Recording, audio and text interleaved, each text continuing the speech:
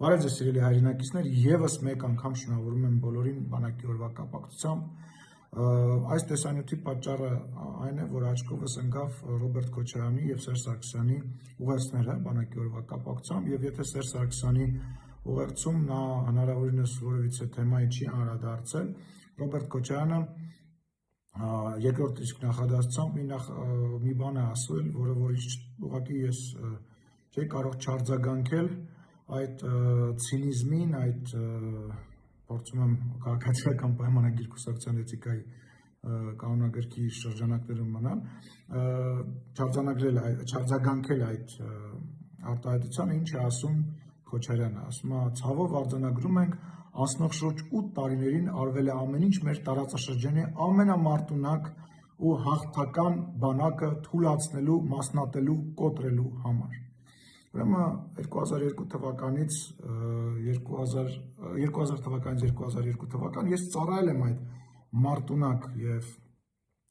անկոտրում բանակում հաղթական եւ առիթ ունեցել եմ ազգային ժողովի անվանից մի փոքր դերվակ պատմել, ուրեմն այն ինչ որ կատարվում էր Ռոբերտ Քոչարյանի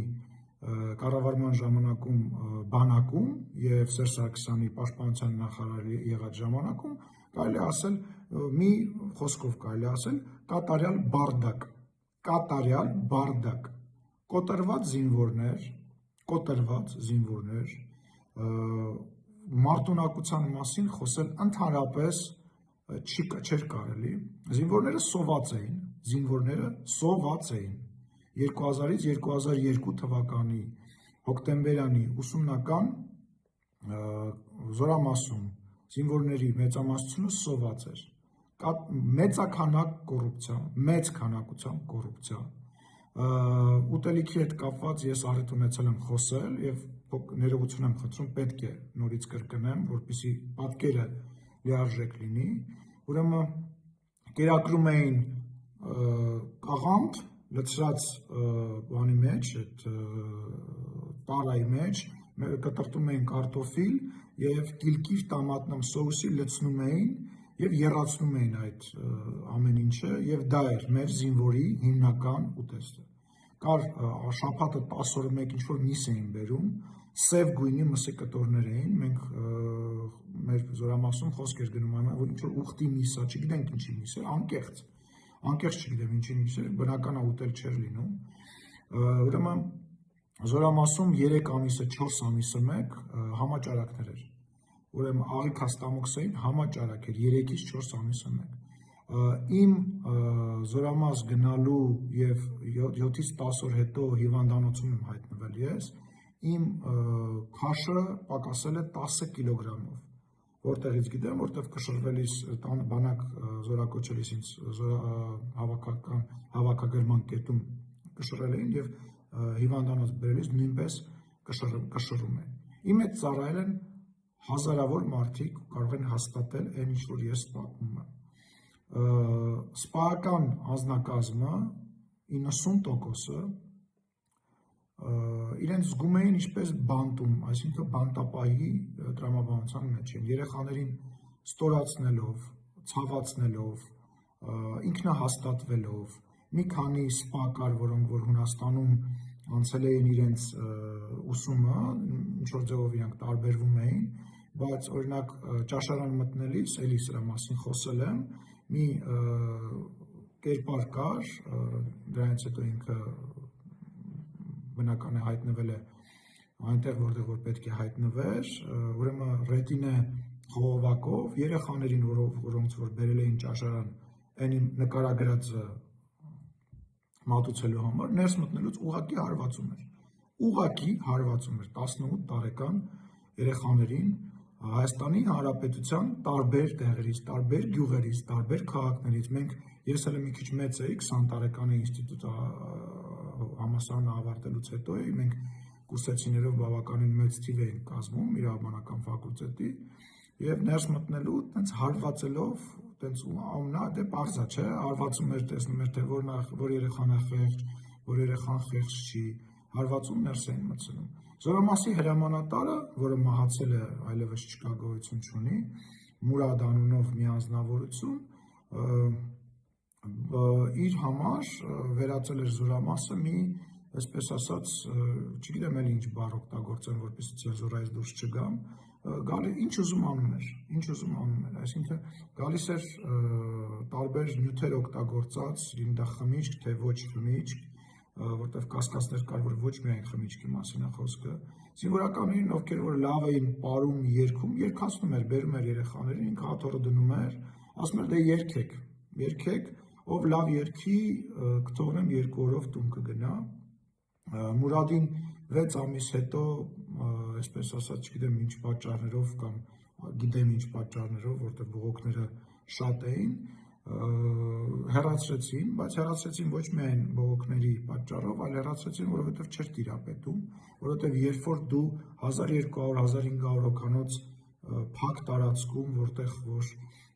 տղաներ են երիտասարդ, արդեն սկսում ես իրավիճակը չտիրապետել, իսկ ինքը արդեն սկսել էր չտիրապետել, ի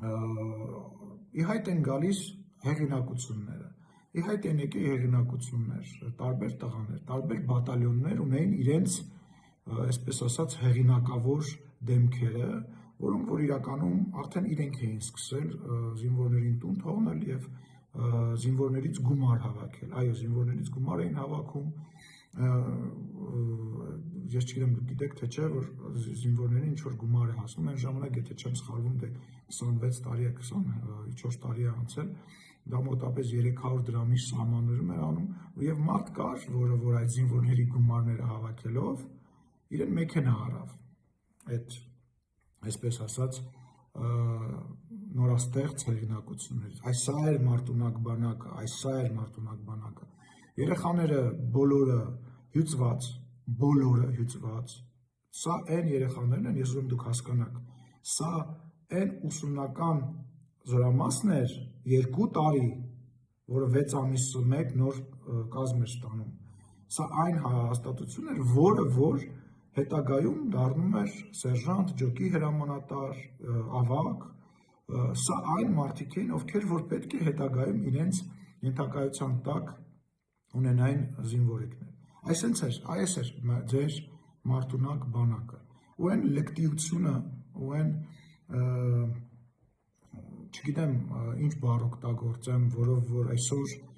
դուք ձեզ թույլ եք տալիս խոսել ամենամարտունակ բանակի մասին, ուղղակի գժվացնում է, խմելու ջուր ձեր Մարտունակ բանակում, չկոտրված բանակում չկար, երեխաները, տղաները խմում էին արտեզյան ջուր, տարածաշրջանի ամենամարտունակ ու հաղթական բանակը թուլացնելու, մասնատելու, այս չի թուլացնելն ու մասնատելը, զինվորին սոված պահելն է, թուլացնելու մասնատելը ձեր արտահայտմամբ, սենց եք արել, սենց եք պահել մեր բանակը, հիմա էլ մեծ խոսում եք, ինչ իրավունք ունի Ռոբերտ Քոչարյանը խոսում է ընդհանրապես, ես որպես Հայաստանի Հանրապետության ազգային ժողովի նախագահ դիմում եմ նախագահի պաշտոնը զբաղեցրած Ռոբերտ Քոչարյանին, ինչ իրավունք ունեք դուք խոսելու բանակի մասին, դուք ձեր շրջապատն է, որ այդ Մարտունակ բանակը վերածել եք 90-ականների Մարտունակ բանակը, վերածել եք չկռվող, կոտրված, հայրենիքի նկատմամբ անվստահություն ունեցող մի կառույցի և կոռուպցիայի ջիրան, կոռուպցիայի մի մեծ հիմնարկ, դրա համար Սերժ Սարգսյանը 90-ականների զենքով էր գլուխ գովում, որովհետև 90-ականներից այն կողմ, հոկտեմբերի 27-ից այն կողմ, եղել եք դուք, Սերժ Սարգսյանը և ձեր շրջապատը, զինվորներին ուղղակի պահում էին արևի տակ, այստեղ բացված կար բոլորի մոտ, և այդ բացվածը ամբողջությամբ արևահարվում էր և նորմալ է կարող է և արևահարվի, ինչ է եղել, արևահարվում էր և չէր լավանում, վերածվում էր վերքի և զինվորները իրենց տակի այդ շապիկը հակառակ էին հագնում, որպեսզի այդ մասը գոնե մի քիչ լավանա, բայց լավ էլի կանգնենք հոկտեմբերանի արևի տակ Իմաստը որն էր, ուղղակի զինվորներին կանգնեցնել։ Մուրադից հետո մի որոշ ժամանակ մեկ այլ հրամանատար ժամանակավոր նշանակեցին եւ մոտավորապես 6 ամիս Զորամասում ուղղակի առավոտյան պլացի հավաք տեղի չէր ունենում։ Գիտեք ինչի՞։ Որովհետեւ այն մարդիկ, ովքեր որ ամեն մի բատալյոնի, այսպես ասած, 4-րդ բատալյոնի, մյուս բատալյոնի, այսպես ասած, ասիչներն էին, իրանք իրենց նախասիրությամբ ինչ-որ գումարի դիմաց, ինչ-որ վերաբերմունքի դիմաց զինվորներին տուն էին թողում եւ երբ որ պլացում հավաք էր հայտարարվում, այդ այնտեղ մարդ չէր հավաքվում, մոտավորապես 1000-1200 հոգանոց կամ 1500 հոգանոց բրիգադայի կազմից մասնակցող ներկա էր երևի մի 300-400 հոգի, լավ 500 հոգի։ Մարտունակ բանակը։ Էս է եղել ձեր մարտունակ բանակը։ Էս է եղել ձեր մարտունակ բանակը, ես ինչերից եք խոսում։ Ես ինչերից եք խոսում։ Մենք էինք, իմ ծնողներն էին ինձ վերնիսաժից բացինք առնում, շոր առնում, ներքնազգեստ առնում։ Ներքնազգեստ իմ ծնողներն են առել։ Գիշերները փախնում էին զինվորները, գնում էին հոկտեմբերյան քաղաք ուտելիք հայթայթելու։ Համալսարան ավարտած 18 տարեկան ինչ-որ գյուղից եկած երեխա։ Կիրակի օրը տուլիկ ստանալու, տնային ուտեստներով լի այդ ստանալու, այդ փաթեթը ստանալու երջանկության օրներ։ Շաբաթը մեկ էինք հաց ուտում ու չէինք կարողանում հաց ուտեինք, որովհետև այս մկանները հաց, լավաշ ու պանիր չէին կարողանում ծամել, այնքան ուտելիք չէիր ծամում, ռուսերեն այդ բառը գիտեմ, ատրաֆիա է կոչվում, մկանը թուլանում չէին կարողանում ծամել, ստամոքսն էլ հետներ փոքրանում, չէին կարողանում ծամեինք, սենց ներողություն եմ խնդրում, որ պատմում եմ, բայց ցինիզմը, այս լկտիությունը իր չափ ու սահման ունի, սենց փոքր գալինա բլանկա քառակուսի բաներ կան, որ գցում են ապուրի մեջ, որպեսզի ապուրի համվան լինի, կիսում էինք 4 մասի, դնում էինք բերաններս եւ այդ ցայտ աղբյուրից, որտեղից արտեզյան ջուր էր գալիս, խմում էինք, փորձելով ինչ-որ սնունդ ստանալ, մի անգամ ենք արել, անհնար է դա անել ուղղակի, ասենք ուղղակի սոված էին, ձեր զինվորները սոված են եղել, ձեր պահած զինվորները սոված են եղել։ Ես վստահ եմ, որ ձեր երեխաները, ձեր փեսաները եւ ձեր շրջապատի երեխաները սոված չեն եղել, հա, բայց դուք մեր բանակի սոված եք պահել։ Մենք երազում էինք, հիվանդանային գնեինք հիվանդանոց, որ այնտեղ մեր ծնողները կարողանային գային մեզ կերակրեին։ Ու դուք հիմա բանակից եք խոսում։ Խաչատուրովին հապկից հանելն է բանակ մասնատելը, հա։ Էտա թե արդեն 2008, 2009, 2010 թվականին դեռ 90-ականների զենքերով պարծենալը եւ կանսերվաների կոկոշներով պարծենալն է ձեր պահած մարտունակ բանակը։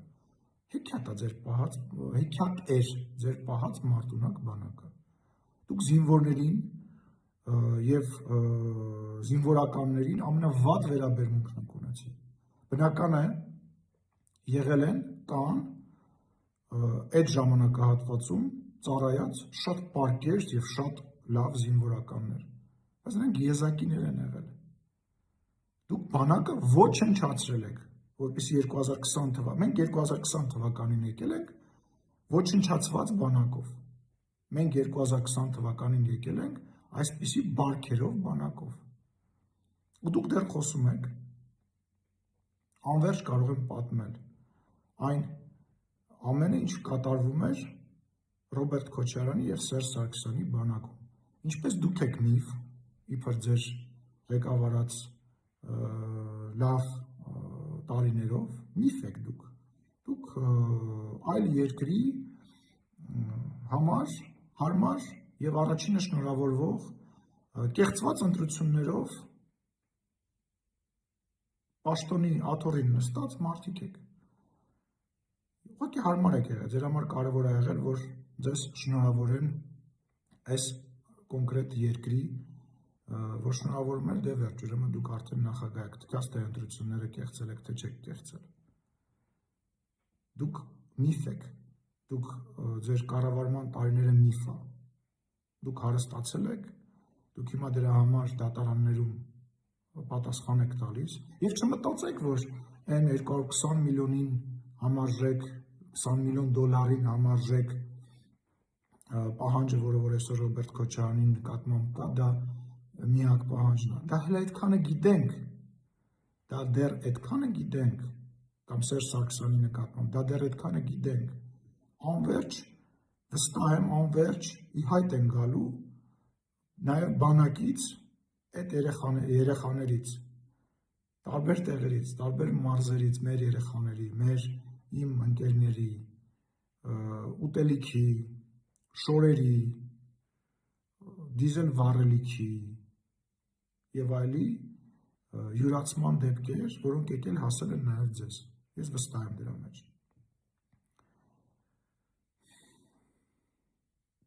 Ես ցավով եմ հիշում այս ամեն ինչը, այսօր մեր բանակում նման խնդիրներ չկան ու չեն կարող լինել, այսօր մեր բանակում մեր երեխաների սնունդը ամենաբարձրակարգ սնունդն է, մեր երեխաների ծնողները ստիպված չեն վերնիսաժից կամ որևիցե այլ խանութից իրենց երեխաներին նվազագույն անհրաժեշտ բաներ ապահովել եւ չեմ ասում սպառազինության հետ կապված, բնական է հաճախ խոսում են արտաքին պարտքի մասին, վարչապետը մի անգամ առիթ է ունեցել ազգային ժողովի ամբիոնից ասել եւ ես ինձ թույլ կտամ դա կրկնել, այն պարտքը, որը որ ձևավորվել է, դրա մեծ մասը ուղղվել է բանակի վերականգնման համար եւ Հայաստանի Հանրապետության բանակը իր տարածքը, իր զինվորներին պաշտպանելու այսօր իր համար հնարավորություններ է ստեղծել, բնական է պատերազմը, փառք Աստծո, պատերազմը այլևս անցյալում է եւ մենք որևիցե նպատակ չունենք որևիցե ձևով բանակը վերականգնելու, բանակը ուժեղացնելու առումով որևիցե գործողություն Հայաստանի Հանրապետության տարածքից դուրս իրականացնելու համար, բայց բանակը այսօր վերականգնվել է, բանակը այսօր այն բանակն է, որտեղ որ մեր երեխաները կարող են գնալ եւ իրենց պարտքը տալ Հայաստանի Հանրապետությանը։ Իսկ Ռոբերտ Քոչարյանը, Սերժ Սարգսյանը ոչ միայն պետք է փոխհատուցեն այն ամենը, ինչ որ իրանք արել են Հայաստանի Հանրապետության դեմ, Հայաստանի Հանրապետության ժողովրդի դեմ, այլ նաև պետք է իմ խորին համոզմամբ դրա համար պատիժ կրեն։ Իրանք պետք է պատիժ կրեն, բնական է, հասկանալի է, որ ամեն ինչ արվել էր այդ տարիներին, որ ամեն ինչ պարտակվի, ոչ մի հետք չի լինի նրա հետ կապված, որպեսզի լինի ապացել եւ մեր իրապահ մարմինները շատ դժվար գործ են իրականում անում եւ այսօր շատ դժվար է, երբ որ ամբողջ իրանցն եղել դատախազություն, քննիչներ եւ այլը, որոնք որ ամեն ինչ արել են, որ պարտակեն, ինչ հնարավոր է, բայց ես վստահ եմ, որ իրենք իրենց պատասխանը տալու են հայ ժողովրդին եւ կոչ են անում իրենց դադարել սուտ խոսել, դադարել ձև անել, որ իրանք չեն իմացել սրա մասին, որտեղ իրանք դրանից օգտվել են։ Դա իրանք իշխանության Սերժ Սարգսյանի եւ Ռոբերտ Քոչարյանի իշխանության հիմնասյուներն են եղել։ Կոռումպացված երկիրը եւ թալանված բանակը եւ այն տնտեսությունը եւ այն մթնոլորտը, որը որ Հայաստանի Հանրապետությունում կար 2000-ից մինչև 2018 թվականը։ Դրա համար ձեզ ժողովուրդը մերժեց, մերժել է ու մերժելու է։ Եվս մեկ անգամ շնորհակալություն